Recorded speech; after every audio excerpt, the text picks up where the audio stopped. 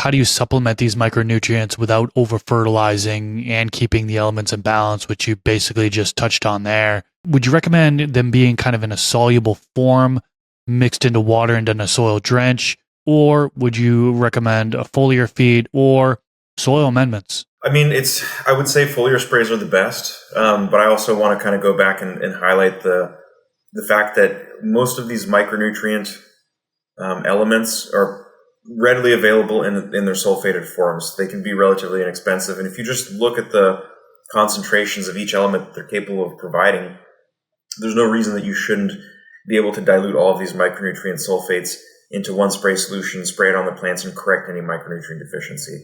Where the issues start to arise is if you have the adverse soil chemistry, where maybe the conditions of the soil just kind of favor an oxidation of those micronutrients, right? So if 95% of those micronutrients become oxidized for whatever reason, and this could actually be the case with if you're running like a hydroponic or a recirculating system and you have an aerator, or if you've got air stones, the constant addition of air is going to oxidize the micronutrients. So you might want to be careful about how you're watering micronutrients in a deep water culture system if you have a lot of aeration happening. That's where it could make sense to maybe take an amino acid chelated form and do a foliar spray, or do what we do with the amino organic acid and the sugar alcohol complexes that we're making. Those provide the greatest solubility, and even if they're aerated in a deep water culture system, they tend to not oxidize.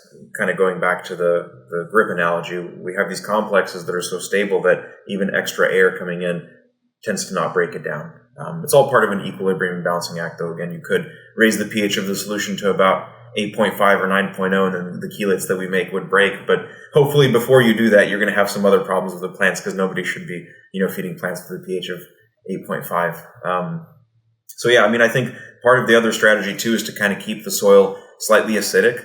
Don't ever let it get too alkaline, because plants are in the business of making organic acids and weathering silicates down using those organic acids. So if you can create slightly acidic environments, and I don't mean by using inorganic acids, I don't mean dumping phosphoric acid or sulfuric acid or nitric acid. I mean structuring healthy soil chemistry, getting the right beneficial microbes in, or watering in some ferments, or maybe even using a little bit of vinegar as a pH adjustment instead of the hazmat bottle of phos acid that you can get from the local store. Those types of decisions can go a very long way to influencing how micronutrients might stay soluble in the soil versus how they definitely don't stay soluble in the soil and precipitate out almost immediately. So it's just about structuring soil chemistry, I feel like, more than it is about getting to a spot where those, because again, what it comes down to is these micronutrients are present.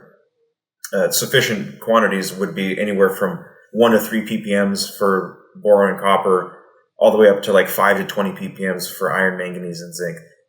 That's such a low concentration that you should be able to fit that all into the same spray tank and spray it on your plants no problem, right? The question then is it going to be available? And if it's not available because it's not properly chelated and complexed, it'll run off the foliar spray, off the foliar surface, and go into the ground. And then once it's in the ground, what's the soil chemistry like? Because the sulfates themselves may be soluble, but if the tendency or the chemical gradient in the soil likes to oxidize things because there's a bunch of nitrates and there's a bunch of phosphates and stuff like that, then the fate of those micronutrients is to tie up almost to 100%. It's almost 100% certainty that they'll tie up. Because again, they're such small quantities. We're not applying 100 ppms or 200 ppms. We're applying maybe 5 ppms. So when I say 95% of that gets tied up, it's like 3 or 4 ppms, maybe 4 and some change ppms gets tied up. Like maybe 1 ppm of iron is left over, or a quarter of a ppm of boron. So this tie-up is not insignificant overall.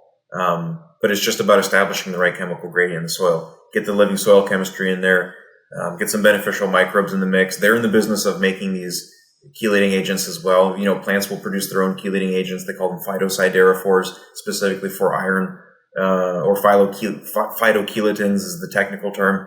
But it's true that fungi and microbes are also participating in the exact same processes with plants. They're also interested in freeing up some of these micronutrients and making them more available for plants, because at the end of the day, they're just going to get the benefits of some additional carbohydrates or, some growth substrate for them too. So, yeah. Go to the full episode by clicking the outro card here, or click the link in the description section below. Catch you in the next video.